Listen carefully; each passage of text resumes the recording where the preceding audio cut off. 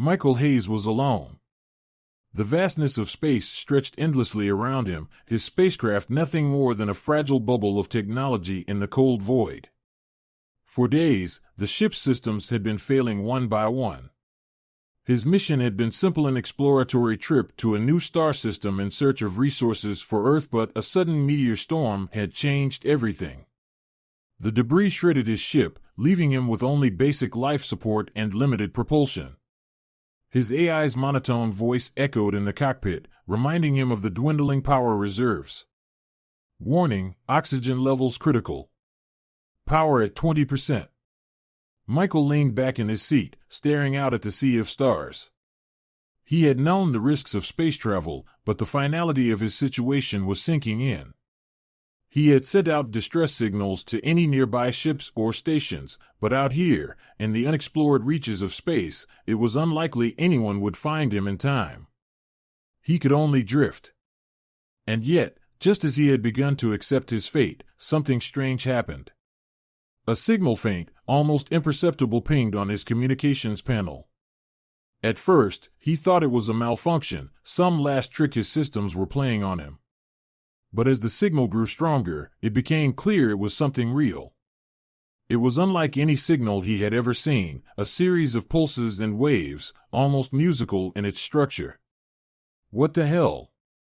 Michael muttered, leaning forward. The signal grew in intensity, pulling at the ship's navigation system. His damaged thrusters sputtered to life, guiding the ship toward a location in space that wasn't on any known charts.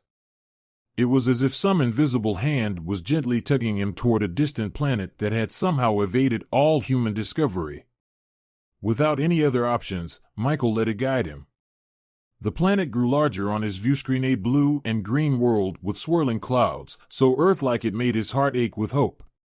Could there be life here? Intelligent beings capable of sending signals into the void? The ship entered the atmosphere, and turbulence rocked his battered craft. Flames licked the sides as the ship careened through the sky.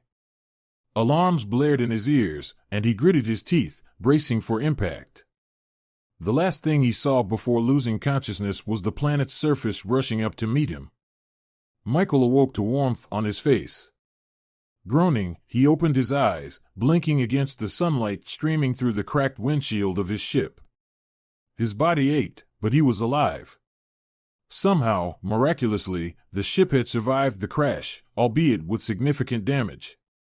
Unbuckling himself from the seat, Michael stumbled out of the wreckage. The air was fresh, filled with the scent of greenery and strange flowers. The landscape around him was breathtaking, dense forests of trees, with leaves and shades of violet and gold, towering mountains in the distance, and rivers that sparkled like liquid silver. It was a paradise, untouched by pollution or the scars of industrialization. But there was no sign of civilization. No structures, no roads, just raw, pristine nature. "Hello?" Michael called out, his voice weak and dry. There was no response, only the rustling of leaves in the wind. He checked the ship's systems, no communication, no power. He was truly stranded. Just as panic began to set in, he heard a soft hum, like the distant ringing of a bell. The ground trembled beneath his feet, and from the forest ahead, something massive moved. His breath caught in his throat as he saw them. They emerged from the trees like goddesses stepping out of legend, giant women, each towering at least 20 feet tall, their forms graceful yet imposing. Their skin shimmered in the sunlight, a pale iridescence that shifted with every step they took. Their hair flowed in cascades of silver, gold, and deep violet, glinting like silk in the breeze. Their faces were striking, angular yet soft, with eyes that gleamed like jewels. They wore flowing garments made of intricate, iridescent materials, unlike anything Michael had ever seen. He couldn't move, couldn't even breathe. He felt like an insect before them, small and insignificant. But despite their size and power, there was no hostility in their gaze.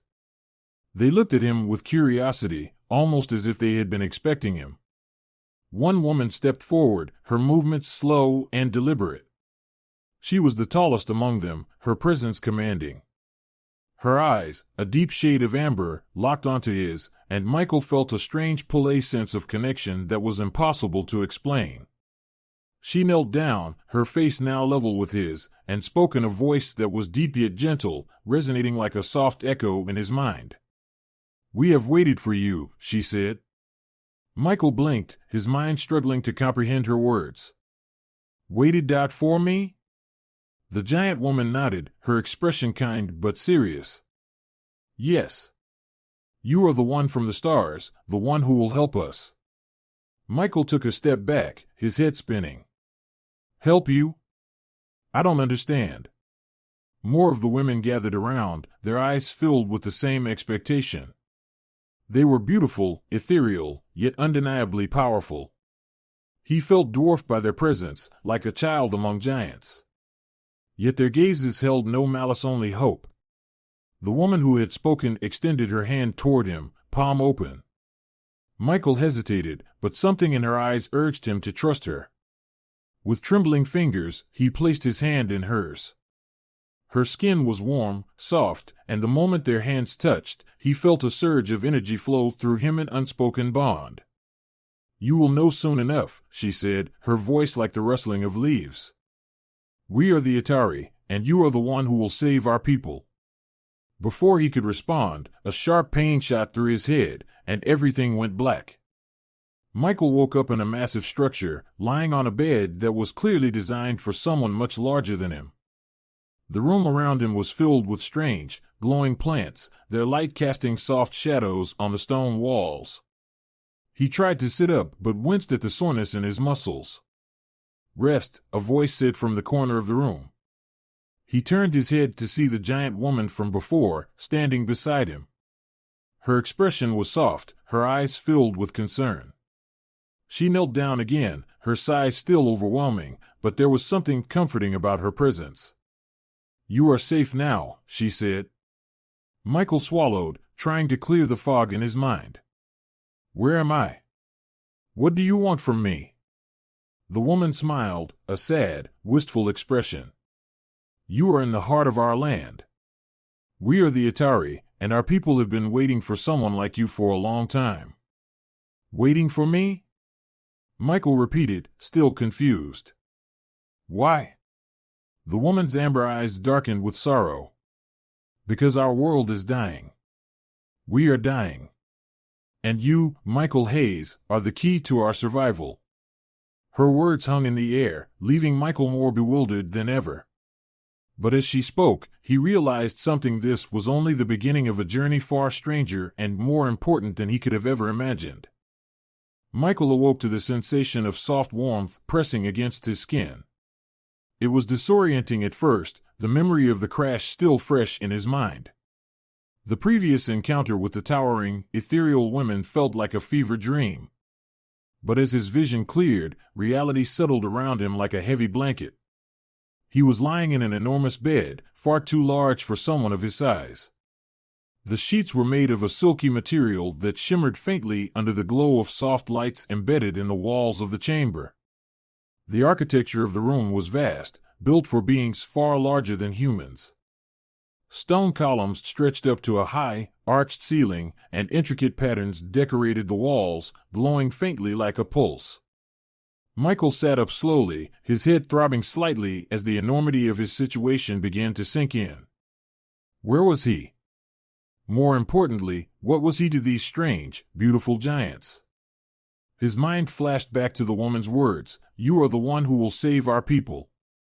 Before he could delve further into his thoughts, a door opened, if it could even be called a door, considering it was as tall as a small building, and stepped one of the women he had seen earlier. She was stunning, just like the others. Her long hair flowed like a silver waterfall down her back, and her skin shimmered with that same pearlescent glow. But there was a presence about her, something regal and commanding. She wasn't just any Atari. She was their queen.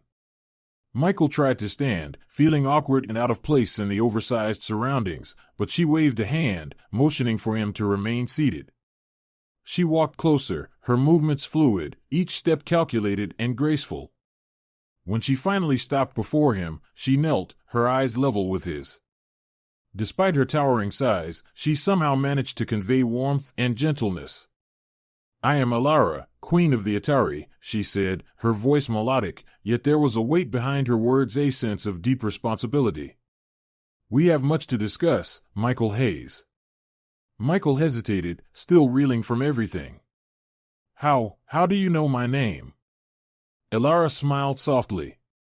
"We have ways of understanding those who come to our world. When you arrived, we learned of you, your past, your people. You are remarkable.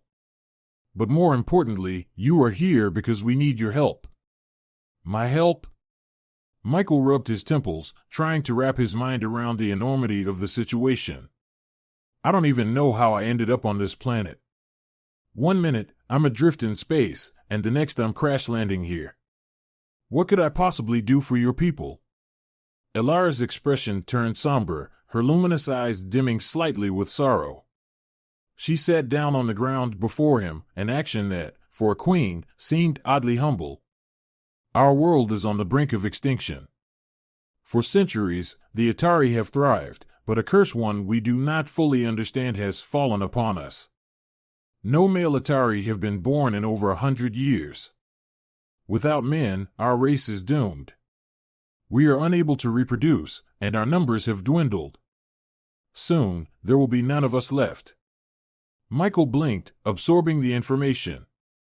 You can't have children?" She nodded slowly. "We've tried everything: genetic engineering, artificial reproduction, even ancient rituals passed down through our ancestors. But nothing has worked. Our species is too complex, too dependent on the balance between male and female. And now, after so many years, we have finally been granted a vision. A vision of someone from beyond the stars, someone who could save us." Michael's stomach twisted with a mix of emotions: disbelief, awe, and something deeper that he couldn't quite identify. "You think I'm the one who can help you have children?" Alara nodded, her gaze intense yet full of hope. "You are human, Michael. Your species, while different, is compatible with ours. Your DNA holds the key to unlocking what we have lost. With the help of our advanced technology, we can merge your genetic material with ours to produce offspring. Children who will carry the future of the Atari within them." Michael's head spun, and he took a deep breath, trying to process the gravity of what she was saying. "So, you're asking me to father your children?" "Yes," she replied, her tone calm yet pleading. "Not just mine, but the children of our people. We do not ask this lightly, Michael. This is our last hope. You are the only one who has come to us, and the future of our entire species depends on your willingness." For a moment, Michael was silent, overwhelmed by the enormity of the request. These women, these towering, beautiful beings, had been waiting for him. A man from Earth. The responsibility was immense. He had left Earth on a simple exploratory mission, never expecting to be thrust into a situation of such importance. He glanced at Alara, who watched him with a mixture of patience and desperation. Despite her regal bearing, he could see the weight of centuries of hope resting on her shoulders. She wasn't just asking him to help them survive, she was asking him to ensure that her people had a future. I don't know if I can do this," he finally admitted. "I'm just one man. And what you're asking, this is beyond anything I could have ever imagined." Alara's expression softened, and she reached out, gently taking his hand in her massive one. Her touch was warm, almost comforting, despite the size difference. "We do not wish to burden you, Michael. If you say no, we will not force this upon you. But understand that you are our only hope. Our world, our people, everything we have ever known, rests on your decision." Michael felt a lump form in his throat as the weight of her words settled on him. He wasn't just an astronaut anymore. He was something much more, something far more important. These women, this ancient and dying race, were looking to him as their savior. Alara stood up slowly, her towering form once again casting a shadow over him, but this time it didn't feel as overwhelming. She looked down at him with a mix of sadness and determination. I will give you time to think. You may explore our city, meet our people, and learn more about who we are. But know this, Michael, you were brought here for a reason. You are not here by accident. With that, she turned and walked toward the door, her footsteps light despite her size. As she reached the exit, she paused, glancing over her shoulder. I will wait for your decision. But please, do not take too long. Time is something we no longer have in abundance. And with that, she was gone, leaving Michael alone in the enormous chamber, his mind racing. How could he make such a decision?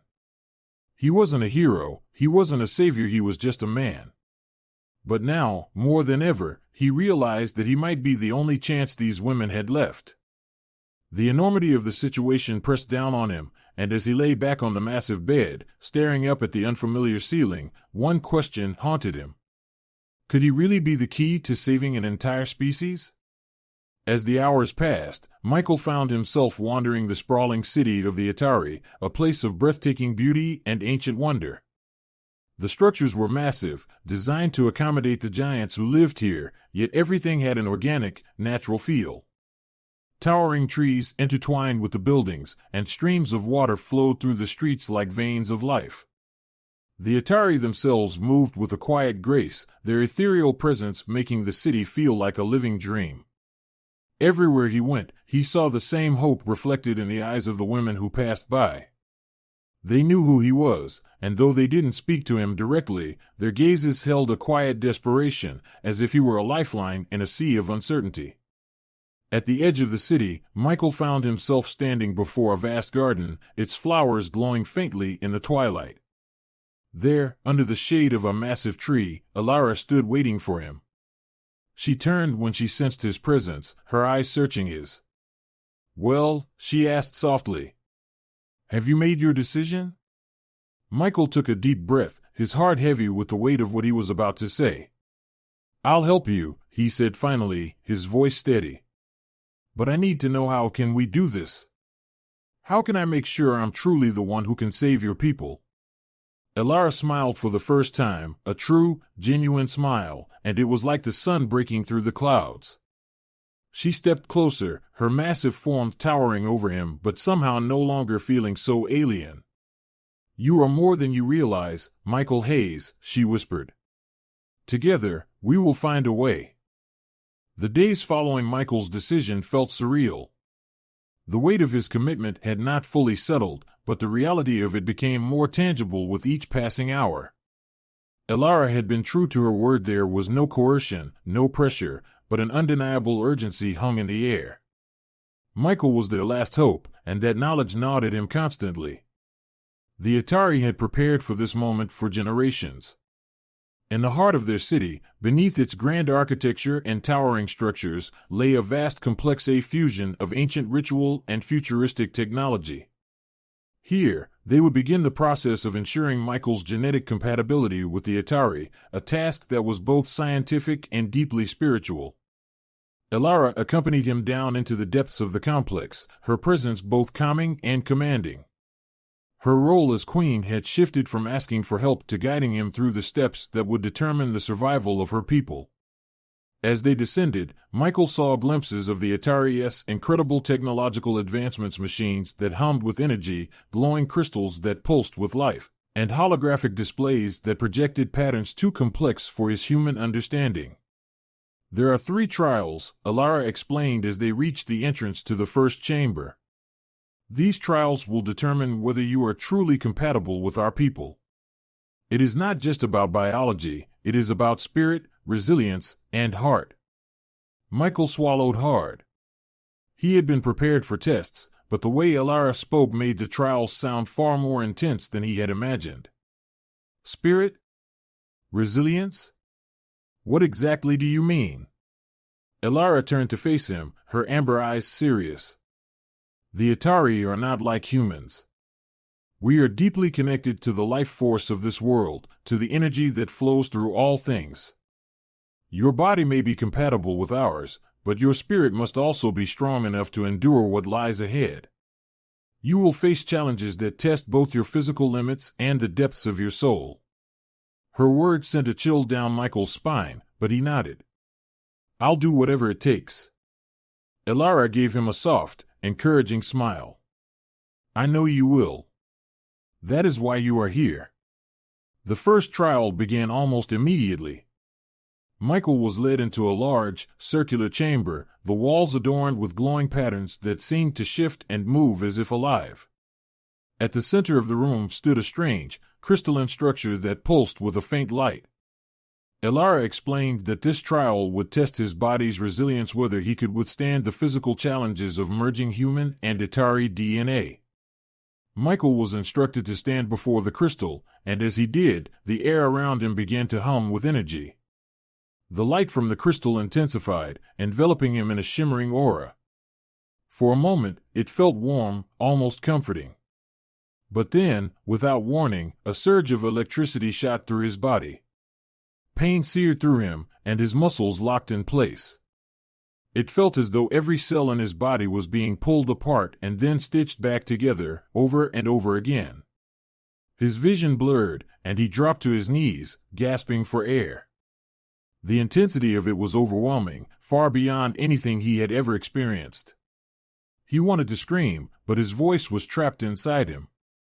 Elara stood at the edge of the room, watching with calm resolve. This is only the beginning, she said softly. You must endure. Michael grit his teeth, fighting against the agony that threatened to consume him. Every part of him screamed for it to stop, but he knew he couldn't quit. The future of an entire species depended on his ability to endure this pain. His mind flashed with images of Earth, of the life he'd left behind, and then of the Atari, their faces filled with hope, their children yet unborn. The crystal's light pulsed faster, and the energy coursing through him intensified. His skin felt like it was burning from the inside out, and his vision began to tunnel. But he held on, refusing to collapse, refusing to fail. And just when he thought he couldn't take it anymore, the energy stopped. Michael collapsed to the floor, gasping for breath. His body ached all over, but the pain was already fading. He looked up to see Elara standing over him, her expression unreadable. You did well, she said, offering her hand to help him up. Michael took it, his legs shaky but still able to stand.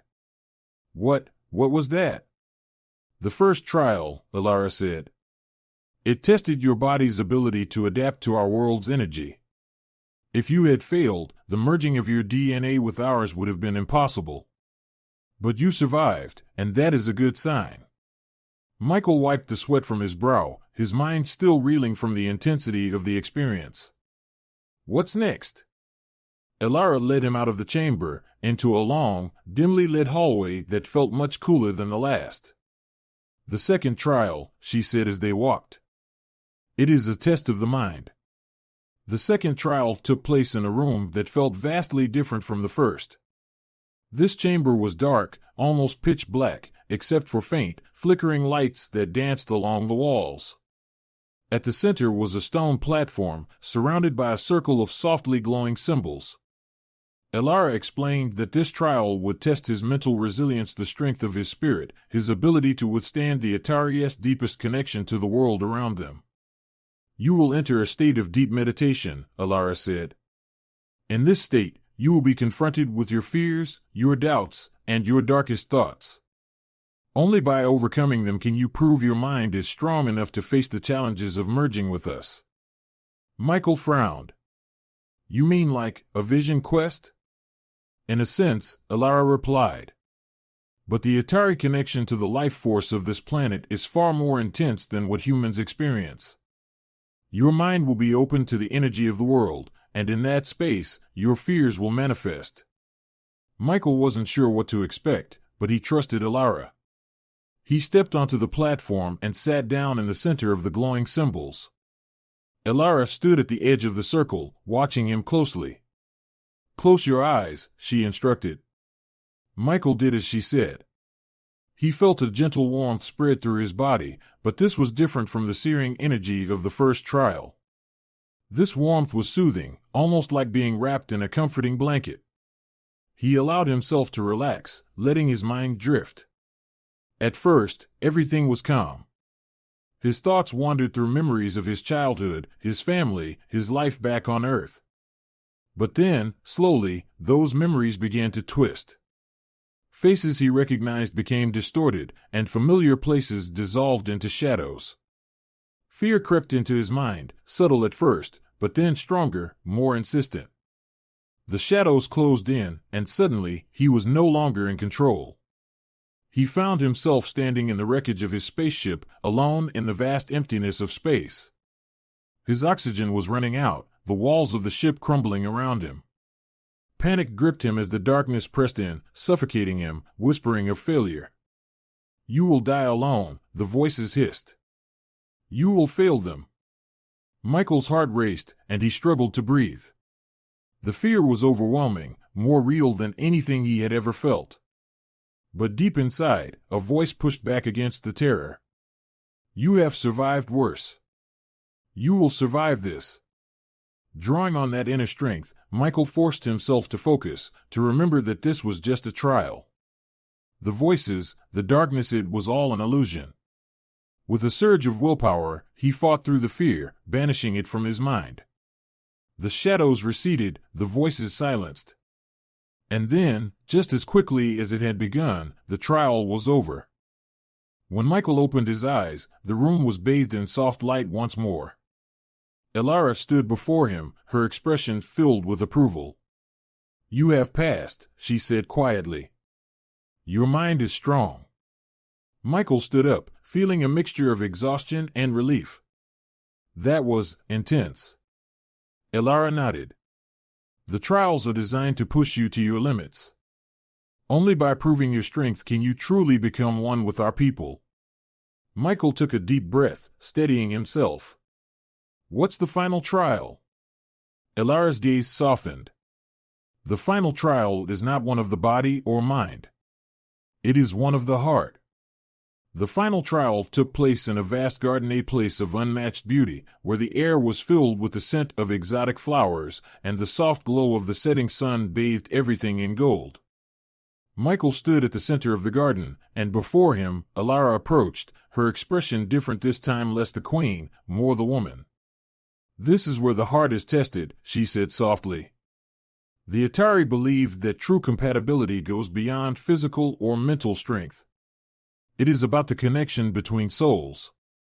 You have passed the other trials, Michael, but now I must ask you to open your heart to us, to me." Michael felt his pulse quicken as Elara stepped closer. Despite her immense size, there was something delicate, almost vulnerable, about her now. She reached out and gently placed her hand on his chest, her touch warm and tender.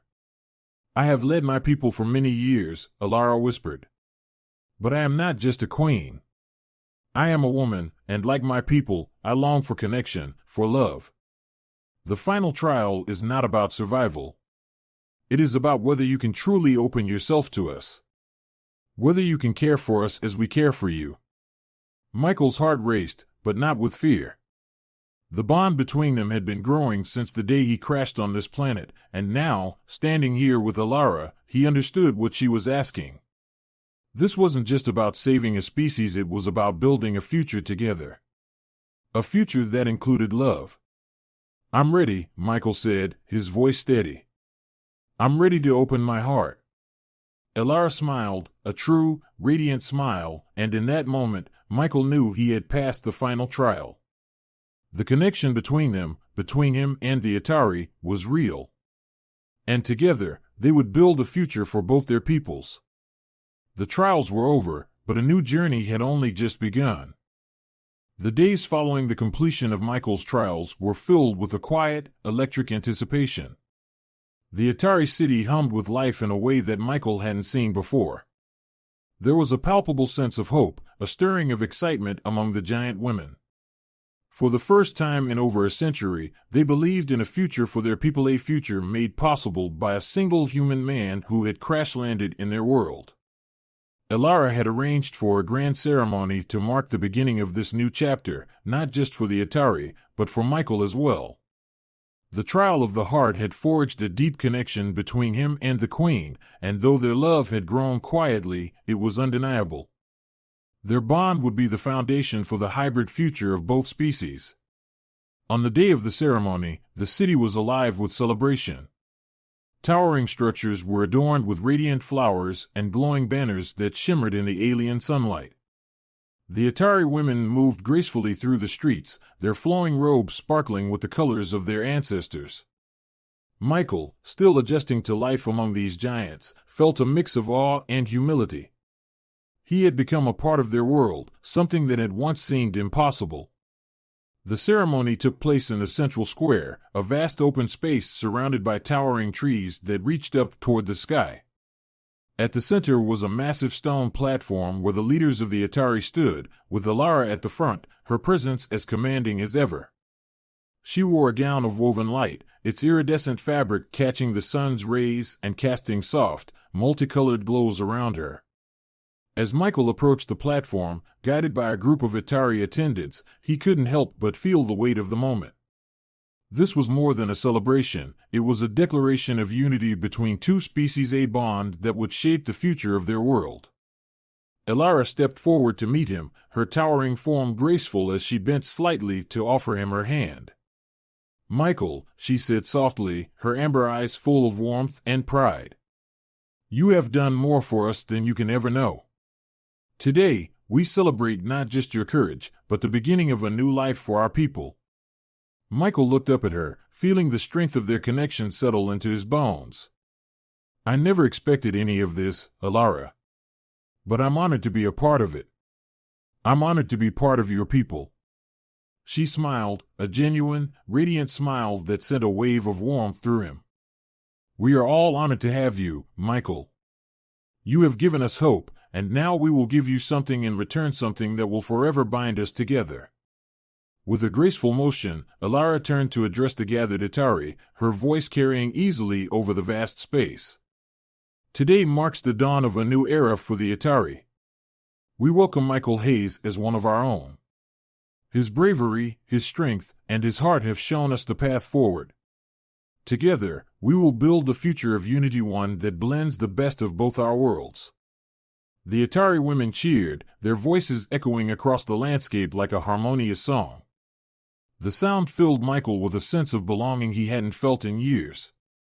Here, among these giants, he had found a place where he was not only needed but cherished. The weeks that followed were a whirlwind of preparations. The Atari technology, far beyond anything Michael could have imagined, was put to use in ways that still astounded him.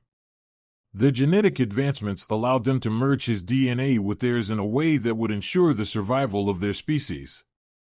It wasn't just about reproduction, it was about creating something new, a hybrid race that combined the strength, intelligence, and beauty of the Atari with the adaptability and resilience of humans. Michael had developed close relationships with several of the women in the tribe, but none as deep as his bond with Alara. Their connection had grown beyond the trials, and though their physical differences were vast, there was a deep emotional and spiritual connection between them that transcended those boundaries. They spent long nights talking about their hopes for the future, sharing stories of their worlds, and simply enjoying the quiet moments in each other's presence. One evening, as they sat together beneath the glowing trees of the sacred garden, Alara turned to him, her gaze soft but serious. "Michael, there is something I have not yet told you. The first child, the first of our new generation, will be mine. I want you to be the father." Michael's breath caught in his throat. Though he had known this day would come, hearing it said so plainly filled him with a mixture of excitement and awe. "Alara. I would be honored." She smiled, resting her hand gently on his shoulder. "This child will represent the future of both our peoples. She will carry the hopes of the Atari and the strength of the humans. Together, we will raise her in a world that is no longer threatened by extinction, but filled with life and possibility." Michael reached up, placing his hand on hers. "I'll be there, Alara. Every step of the way." Months passed, and the first signs of the new generation began to emerge. The Atari women, now able to conceive through their advanced technology, began to show signs of pregnancy. The city was alive with the anticipation of new life. Michael had become more than just a guest, he was part of the tribe now. The Atari treated him with respect and affection, grateful for the future he had given them. Elara's pregnancy was particularly special. As the queen, her child would be the first of the new generation, a symbol of hope for her people. Michael watched over her closely, supporting her in every way he could. Though their sizes were vastly different, their love was undeniable, and the bond they shared grew stronger with each passing day. When the time came, the city gathered once more to witness the birth of the first hybrid child. Michael stood at Elara's side, his heart pounding with a mix of nerves and excitement. The Atari healers moved around them, their hands glowing with energy as they guided the process. And then, with a soft cry, the child was born. She was beautiful, small by Atari standards, but larger than any human infant. Her skin had the same iridescent glow as her mother's, but her eyes were a deep, brilliant green like Michael's. Her hair, a delicate mix of silver and gold, shimmered in the light. Elara cradled the child in her arms, tears of joy streaming down her face. "She is perfect," she whispered, looking down at the tiny being that would carry the future of their world. Michael felt a lump form in his throat as he gazed at his daughter. She was the embodiment of everything they had worked for, the bridge between two worlds, the hope for a new beginning. He reached out, gently brushing his fingers across her soft skin. "She's everything I could have hoped for," he said, his voice choked with emotion. Elara looked at him, her eyes shining with love and pride. "She is ours, Michael. She is the future." As the years passed, the hybrid children grew, thriving in ways that neither the Atari nor Michael could have fully imagined. They were strong, intelligent, and adaptable, carrying the best traits of both their parents. The Atari people, once on the brink of extinction, were now flourishing with the help of Michael and the new generation. Michael and Elara's daughter, named Serana, grew into a leader in her own right.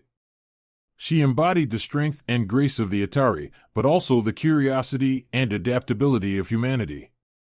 As she grew, she became a symbol of hope and unity, bridging the gap between two worlds and leading her people into a bright future. Michael had found his place in this strange new world. No longer was he an astronaut lost in space, he was a father, a partner, and a key figure in the survival of an entire species. His journey, which had begun in isolation and fear, had led him to something far greater than he could have ever imagined. As he stood with Elara, watching the hybrid children play in the golden fields of their city, he felt a profound sense of peace. The Atari had their future, and so did he. Together, they had created something beautiful, a new beginning that would carry on for generations to come.